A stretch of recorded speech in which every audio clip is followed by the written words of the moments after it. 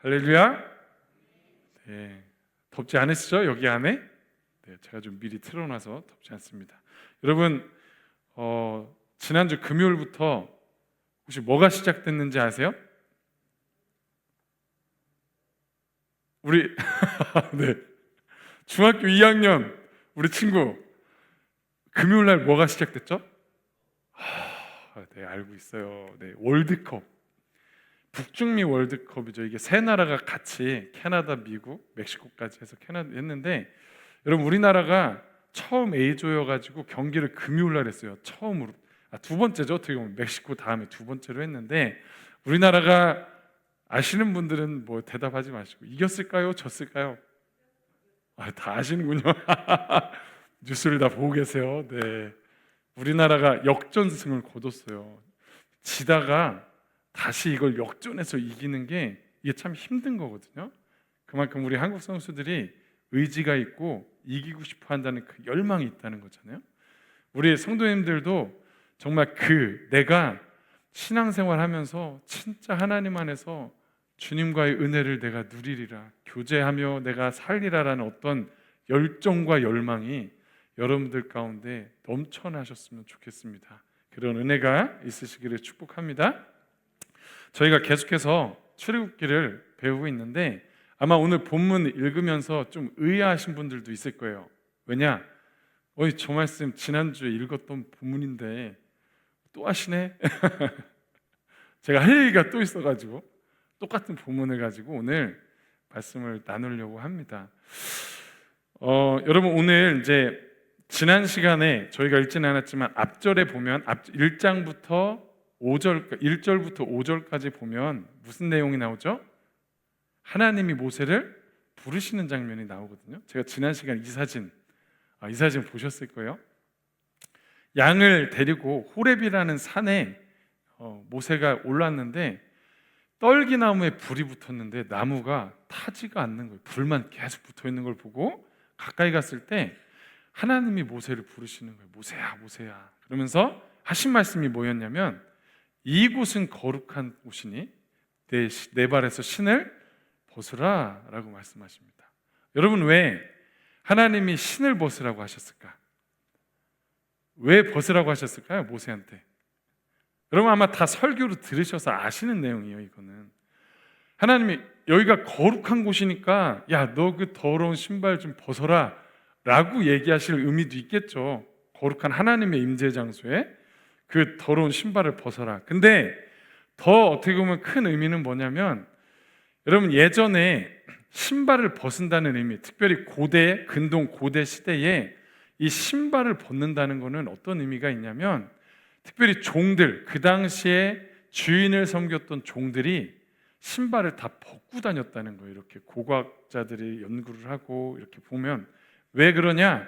이 신발에는요 어떤 그 지위와 소유권이라는가 어떤 지위의 상징이 있어가지고 주인들만 특별하게 신을 신고 신발 신고 있는 사람 딱 보면 저 사람은 꽤 부유하고 잘 사는 사람이고 능력 있는 사람이구나 라는 게 보이고, 신발을 벗고 다니는 사람은 저 사람은 누구네 집 종이구나, 이게 그냥 딱 구별이 된다는 거예요.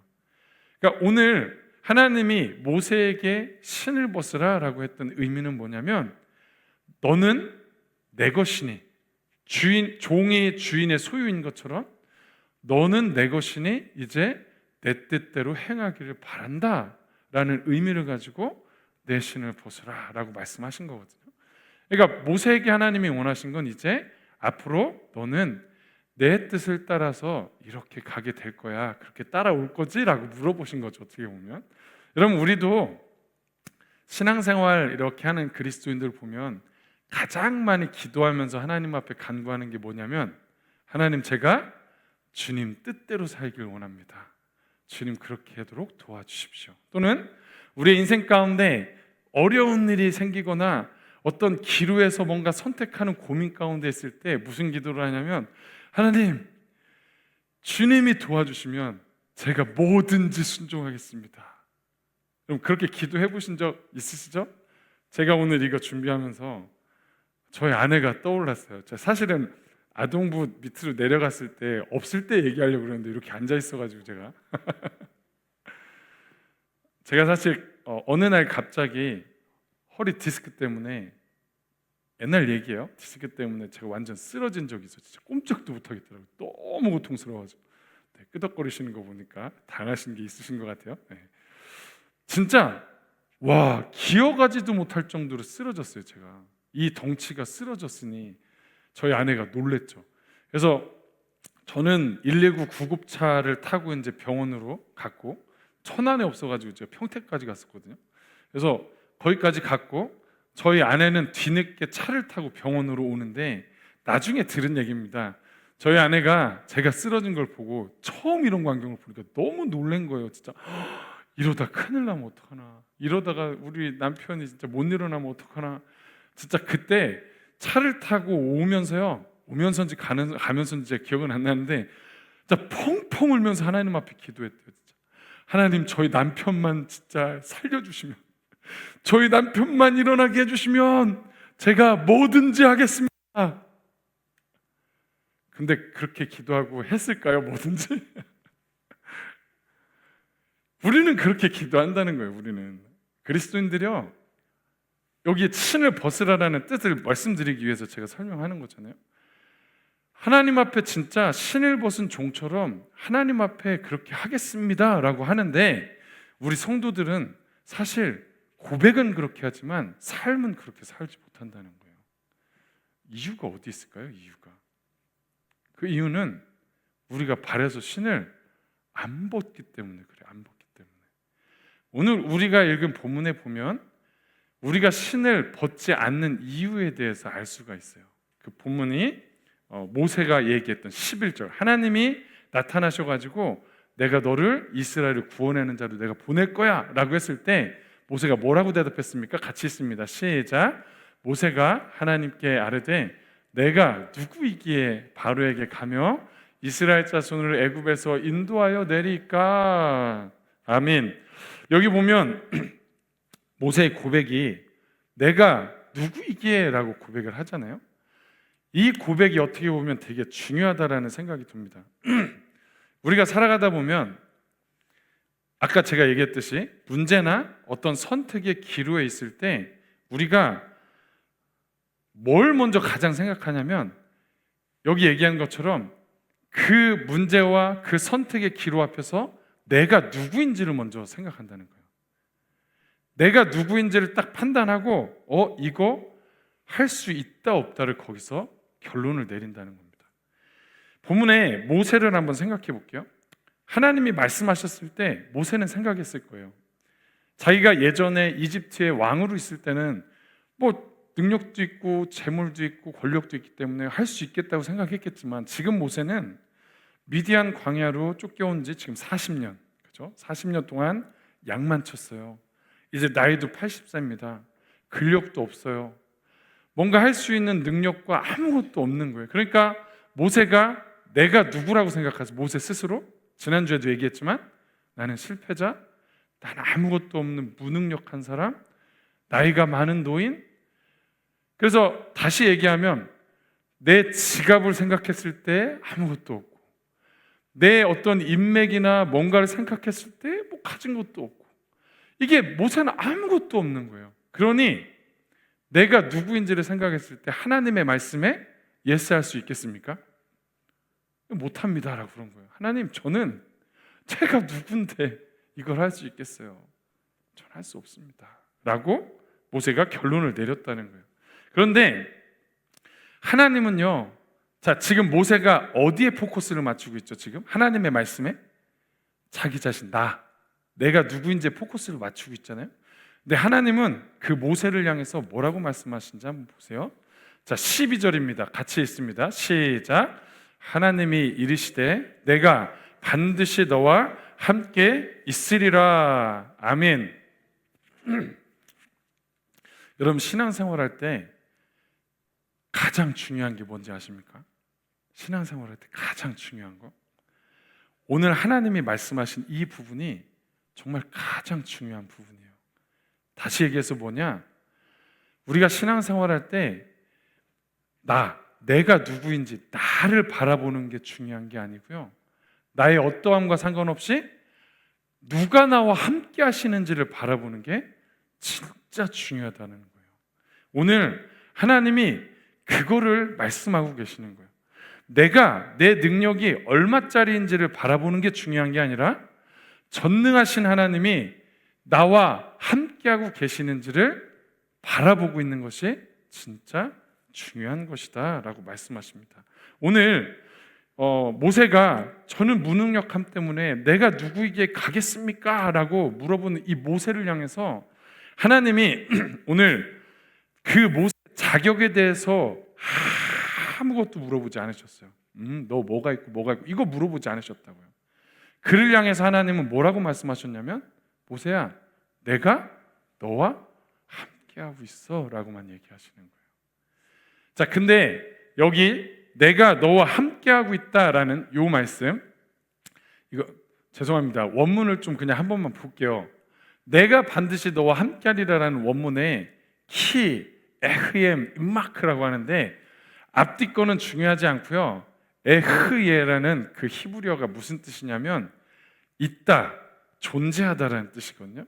그게 뭐냐면 지금 여기에 있다는 거예요. 지금 여기에 있다.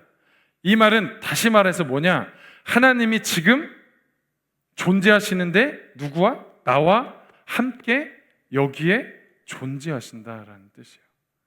그러면 이 말, 모세를 향해서 하나님이 뭘 얘기하고 싶으신 거냐면, 모세야, 네가 누구인지가 중요한 게 아니야. 왜냐하면 내가 너와 함께하고 있기 때문이야. 지금 이 얘기를 하고 싶은 거거든요. 근데 이 얘기를 한 번만 하시는 게 아니에요. 자, 이 말을 들었을 때 모세가 뭐라고 반응하냐면, 하나님, 이스라엘 백성에게 내가 하나님 뭐라고 가서 하나님의 이름을 내가 뭐라고 얘기할까요? 이 얘기를 하거든요. 그때 14절 뭐라고 얘기하느냐, 같이 읽어볼게요. 시작. 하나님이 모세에게 이르시되 나는 스스로 있는 자이니라.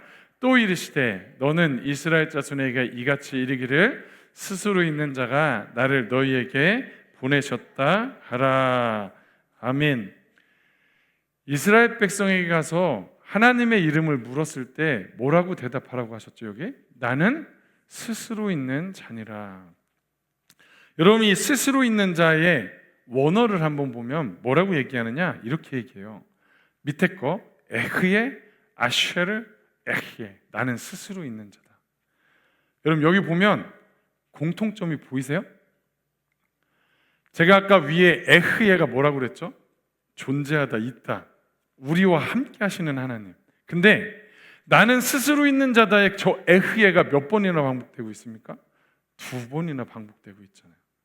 하나님이 자기의 이름을 가르쳐 주실 때 거기에 담긴 의미를 2배나 어떤 것을 가르쳐 주고 있냐면, 내가 너희와 함께하고 있다는 거예요. 지금 하나님은 계속해서 말씀하십니다. 뭘 강조하시는 거예요? 네가 누구인지가 중요한 게 아니야. 진짜 중요한 건 너와 함께 하시는 하나님을 바라보는 게 진짜 중요하단다 라고 오늘 모세에게 가르쳐 주시는 거예요. 우리 사랑하는 하이교회 성도 여러분, 여러분들의 삶에서도 이 관점이 바뀌게 되시기를 축복합니다. 제가 얘기했지만 우리가 살아가다 보면 인생 가운데 여러 가지 기로에서요, 그것들을 선택할 때, 문제가 있을 때, 어려움이 닥쳐올 때, 고난 가운데 가장 먼저 누굴 바라보냐면 진짜 빠르게 나를 먼저 생각해요. 내가 이 문제를 해결할 수 있는지, 내 능력이 있는지, 날 도와줄 수 있는 사람이 있는지, 어떠한 이 환경을 헤쳐나갈 수 있는 뭔가 나 안에 있는지를 빠르게 생각합니다. 진짜 괜찮아요. 우리는 그만큼 연약하기 때문에. 근데 여러분, 여기서만 끝나면 안 된다는 거예요. 죄송합니다. 네, 가래가 들끓네요. 너무 흥분했나 봐요, 제가. 여러분, 우리가 문제 앞에 우리를 먼저 바라볼 수 있어요. 우리는 그럴 수 있습니다. 연약하니까. 근데 여기서 끝내라는 게 아니에요. 항상 여기서 어디까지 가야 되죠? 나와 함께 하시는 하나님을 바라볼 수 있어야 된다는 거예요. 근데 이 관점을 바꾸는 게 쉽지 않습니다. 이거 진짜 쉽지 않아요. 어떻게 해야 나와 함께 하시는 하나님을 바라볼 수 있는지 아세요? 그 하나님을 신뢰할 때 우리는 하나님을 바라보기 시작하는 거예요. 여러분, 우리가 누군가와 함께 걸어가고 동행한다고 한번 해보세요. 여러분들 이제 다 결혼하기 전으로 한번 돌아가서 누군가와 내 인생을 함께하기 위해서 만나는 어떤 결혼할 사람을 만날 때 내 인생을 맡길 때 아무한테나 맡길까요? 저희가? 그 사람을 신뢰할 수 있을 때 그걸 결정하고 결혼을 하는 거잖아요. 근데 이 신뢰는 어떻게 할 때 형성이 되느냐? 그 사람의 성품을 우리가 알고 깊이 그 성품을 경험할 때 우리는 그 사람을 신뢰할 수가 있는 거예요. 우리가 관점을 바뀌는 것도 마찬가지입니다. 하나님에 대한 관점, 나와 함께 하신 하나님을 신뢰하기 위해서는 그 하나님을 깊이 알고 그 성품을 경험하고 깨달을 때 우리는 하나님을 신뢰할 수 있다는 거예요. 오늘 본문에 하나님은 모세에게요, 자신의 성품에 대해서 계속해서 보여주세요. 왜냐? 신뢰할 수 있도록. 오늘 본문에서 하나님의 성품 두 가지를 여러분들과 나눌 텐데, 오늘 이 말씀을 통해서 여러분들의 삶 가운데도 하나님이 어떠한 분이신지를 기도하시면서 만나시고 그 삶 가운데 경험하게 되시기를 주님의 이름으로 축복합니다. 오늘 두 가지 성품을 좀 보려고 할 텐데, 볼 건데, 첫 번째는 뭐냐면 우리와 함께 하신 하나님은요, 약속하신 것을 반드시 이루시는 하나님이라는 거예요. 우리 한번 6절이죠. 같이 읽어볼게요. 시작. 또 이르시되 나는 내 조상의 하나님이니 아브라함의 하나님, 이삭의 하나님, 야곱의 하나님이니라. 모세가 하나님 배웠기를 두려워하여 얼굴을 가리매. 아멘. 여러분, 구약에 보면 하나님이 자기를 소개하실 때 내가 아브라함의 하나님, 이삭의 하나님, 야곱의 하나님이라는 표현들을 자주 하세요. 그리고 선지자들도 이런 표현들을 자주 합니다. 왜 이런 표현을 하느냐? 이 얘기는 뭐냐? 내가 아브라함과도 약속을 했고 이삭과도 약속을 했고 야곱과도 약속을 했고 이 약속한 이것을 나는 지키는 하나님이라는 걸, 변함없이 지키는 하나님이라는 걸 여기서 말씀하시는 거예요. 뭘 약속하셨나요? 8절이죠. 같이 읽습니다. 시작. 내가 내려가서 그들을 애굽인의 손에서 건져내고 그들을 그 땅에서 인도하여 아름답고 광대한 땅, 젖과 꿀이 흐르는 땅, 곧 가나안 족속, 헷 족속, 아모리 족속, 브리스 족속, 히위 족속, 여부스 족속의 지방에 내려가려 하노라.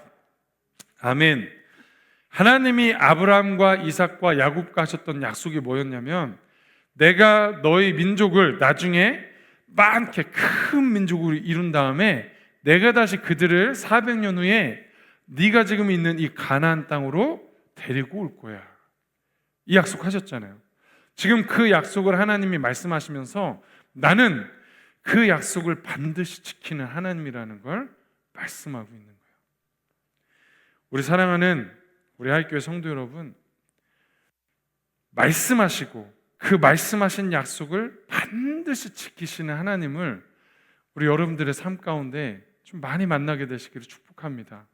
여러분, 그러기 위해서는 우리에게 뭐가 필요하냐면, 먼저 하나님이 약속하신 말씀을 우리가 먼저 들을 필요가 있잖아요.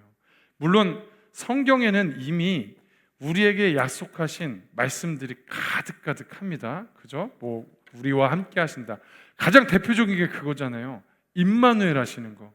하나님이 구약에서부터 내가 너희와 함께 할 거야 라고 하셨고, 신약에서도 예수 그리스도 안에서 성령으로 말미암아 지금 우리와 하나님이 함께 하시는 이 약속, 지금도 지키고 계시잖아요. 그죠?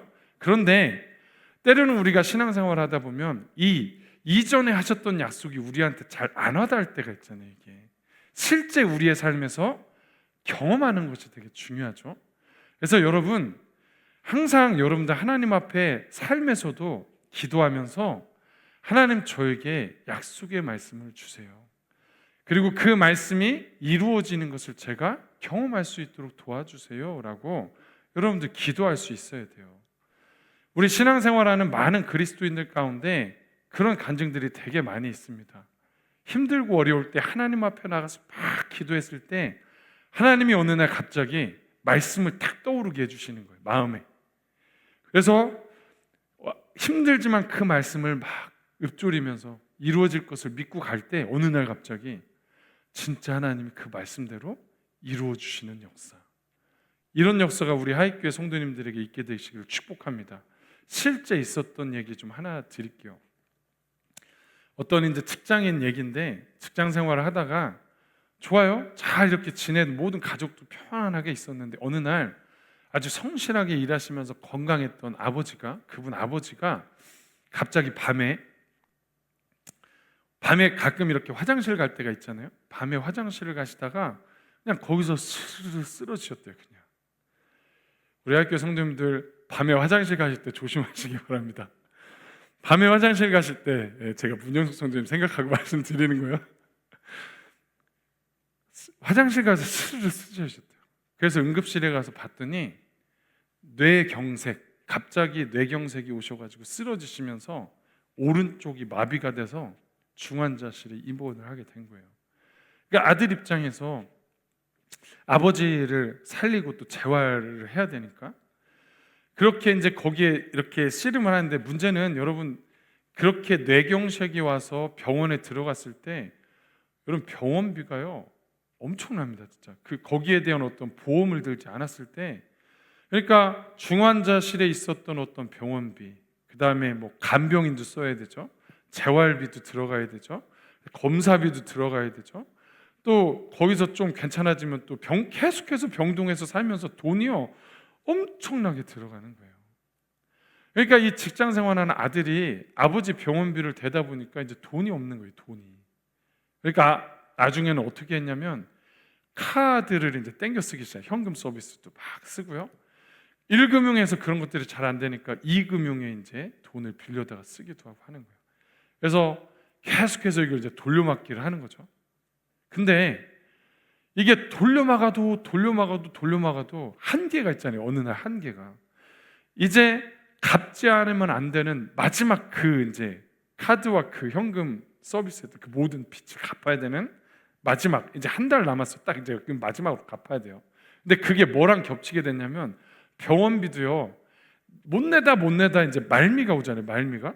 이게 두 개가 딱 겹치면서 엄청난 돈을 이제 이거를 결국엔 갚아야 되는 거예요. 안 갚으면 어떻게 되느냐? 신용불량자가 돼가지고 직장 생활도 이제 못하게 되게 생긴 거예요. 그러니까 딱 그 상황이 됐을 때 이 사람이요, 어떡하나 완전 절망스럽죠.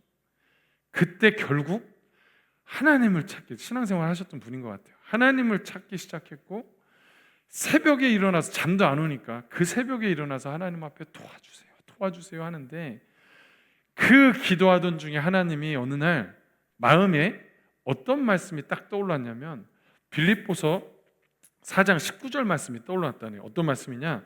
나의 하나님이 그리스도 예수 안에서 영광 가운데 그 풍성한 대로 너희 모든 쓸 것을 채우시리라. 이 말씀이, 그 힘든 가운데 이 말씀이 딱 떠오른 거죠. 그러니까 이 사람이요, 처음에 믿어졌겠어요? 근데 그래도 의지를 들여서 그 말씀을 읊조리며 선포하기 시작했다는 거예요. 주님이 채우신다고 하셨습니다. 주님 도와주세요. 주님이 채우신다고 도와주세요. 여러분, 그런데 어떻게 됐냐면 그 말기일이 4일 남았을 때에 어떤 일이 일어났느냐, 자기가 몇 년 전에 이직했던 그 전에 직장에서요 연락이 온 거예요. 그때 퇴직할 때 그 정산하지 못했던 그 금액이 남아있는 걸 우리가 이제 발견했다. 그래가지고 그 금액을 보내준다고 연락이 온 거예요. 그리고 그 다음날 또 무슨 얘기가 나왔냐면, 그 사람이 지인 중에 어려웠을 때, 그 지인이 어려웠을 때 예전에 얼마를 좀 도와준 적이 있었는데 그 친구가 어려우니까 갚지 못하고 있다가 그 사람이 갑자기 연락이 왔다는 거예요, 그날. 그래서 내가 신세를 졌는데 야, 이제 내가 갚을 수 있게 됐다 하면서 그 돈을 갚아주는 거예요. 여러분, 그 돈, 두 개의 돈을 합산했더니 얼마가 됐을까요? 얼마가 됐을까요? 예상하신 대로 몇만 원 차이로 이거를 다 갚을 수 있는 돈이 그렇게 들어왔다는 거예요. 그때 그분이 그런 하나님을 찬양하면서 진짜 하나님 그 말씀하신 대로 정말 신실하게 이끌어 가시는 분이시군요 라는 고백을 이분이 했다는 거예요. 우리 사랑하는 우리 하이교회 성도 여러분, 여러분들의 삶에도 이런 경험들이 있게 되시기를 축원합니다. 왜냐? 이런 경험들이 쌓일 때 뭐가 생긴다고 했죠? 하나님을 신뢰하는, 하나님의 성품을 신뢰하는 믿음이 생기는 거거든요. 그래야 우리의 관점이 바뀌기 시작한다고 말씀을 드렸습니다. 오늘 이 말씀 기억하시기를, 첫 번째 성품, 약속을 지키시는 하나님 기억하시고요. 두 번째로 우리 함께 하시는 하나님은 누구시냐? 우리의 삶에 세세하게 관여하시고 관찰하시는 하나님이시라는 거예요. 여러분, 우리 본문 7절과 9절에 보면 이런 말씀이 있습니다. 같이 있습니다. 시작. 여호와께서 이르시되 내가 애굽에 있는 내 백성의 고통을 분명히 보고 그들이 그들의 감독자로 말미암아 부르짖음을 듣고 그 근심을 알고. 아멘. 이 본문에 보면 하나님의 성품을 보여주는 동사가 명확하게 나와 있어요. 어떤 동사죠? 보고. 그들의 상황을 하나님이 다 보고 계신데, 보고 그들이 무슨 얘기를 하고 있는지 다 듣고 그들이 무슨 생각을 하고 있는지 다 알고. 보고 듣고 알고. 9절도 한번 읽어볼게요. 시작. 이제 가라. 이스라엘 자손의 부르짖음이 내게 달하고 애굽 사람이 그들의 학대도 내가 보았노니. 그 소리를 달했다는 게 뭐예요? 들렸다는 거잖아요. 내가 듣고 내가 보았고. 이스라엘 백성들은 얘기했을 거예요. 이 당시 하나님이, 우리 조상의 하나님이 우리와 함께 하신다고 분명히 얘기하셨는데 우리가 이렇게 고통스러워하는 것을 하나님은 알고 계실까? 이걸 보고는 계실까? 우리가 기도하는 소리는 하나님이 들으실까? 너무 고통스러운 그 가운데 분명히 그들은 그렇게 생각했을 거예요. 근데 하나님은 어떻게 하고 계시다고요? 그 상황을 다 보고 계시고 그 소리를 듣고 계시고 알고 계신다는 거예요. 사랑하는 성도 여러분, 여러분들의 삶에도 하나님은 어떻게 하고 계시는지 아세요? 다 보고 계시고 여러분들의 신음까지도 듣고 계시고 여러분들의 생각과 그 마음도 다 알고 계신대요. 하나님을 찾지도 않았는데 나 이것 때문에 진짜 힘들어 죽겠어. 하나님이 그걸 다 알고 계시는 거예요. 어떡하지? 이걸 내가 어떻게 해야 되지? 하나님이 다 듣고 계시는 거예요. 이 하나님을 여러분들이 만나게 되시기를 축복합니다. 그런데 우리가 이 하나님을 만나려면 똑같아요. 하나님 앞에 우리가 하나님이 그렇게 말씀하시는 것을 자세하게 귀 기울일 때, 또는 어떤 상황 가운데서 하나님이 이렇게 말씀하실 때가 있는데 그것들을 우리가 캐치할 때 이 하나님을 우리가 경험할 수 있게 되는 거거든요. 저도 가끔 하나님께서 저한테 말씀하시는데 한마디만 딱 들어도요, 제가 막 제 삶이 변화되는 걸 경험하거든요. 뭐라고 말씀하시느냐? 아들아, 또는 승구야. 제 마음에 그렇게 감동이 올 때가 있어요. 하나님의 아들아. 그 음성을 들으면 제 안에 있었던 그 염려와 두려움이요, 그냥 스르륵 눅눅듯이 막 녹아요. 하나님이 알고 계시는구나. 하나님이 보고 계시는구나. 여러분 혹시 배우 중에 김정화라는 배우 혹시 아세요? 아시는 분도 계시네요. 이 사람 몰랐는데 크리스찬이더라고요. 이 사람이 한창 전성기일 때가 이제 20대인데 20대 때 전성기 한창 활동할 때, 여러분들 모르시겠지만 어머니가 갑자기 암 판정을 받으면서 거의 이제 시한부 판정으로 받으면서 이렇게 어려운 암 치료를 받고, 항암 어려운 치료를 받고 계셨겠죠. 이제 그 모습을 딸이 옆에서 지켜보면서 하나님 왜 저에게 이런 일이 발생했습니까? 하면서 막 그 어떤 불안과 또는 원망도 있었을 것 같아요. 어떤 그 하나님에게 막 그렇게 기도하면서 있는데 결국 그 어머니가 돌아가셨대요. 암으로 인해서 결국 돌아가시니까 이 배우가 그 어머니를 잃은 상실과 고통과 슬픔 때문에 완전히 우울증이죠. 우울증, 무기력으로 그냥 완전히 깔아줘서 아무도 자기의 삶을 이해해 줄 사람이 없다라고 생각하면서 절망 가운데 그냥 살았다는 거예요, 이 사람이. 그런데 어느 날 그래도 먹고는 살아야 되니까 어떤 이제 여러 가지 NGO 단체들 있잖아요. 어려운 나라들을 가서 도와주는 NGO 단체에서 연락이 와서 아프리카에 어려운 그 구호 현장이 있는데 좀 가서 같이 봉사 활동을 해줬으면 좋겠다. 그래서 이 사람이 힘들지만 그래, 내가 이러고 있으면 뭐하나 하고 그 구호 현장에 따라갔다는 거예요. 근데 그 구호 현장은 어떤 곳이었냐면 아프리카에 보면 에이즈가 굉장히 많이 확산이 돼 있거든요. 그러니까 그 어린아이들이 부모들이 다 에이즈에 걸려가지고 부모들이 다 죽은 아이들이 너무 많은 거예요. 고아로. 근데 그 아이도 에이즈에 걸려 있는 거예요.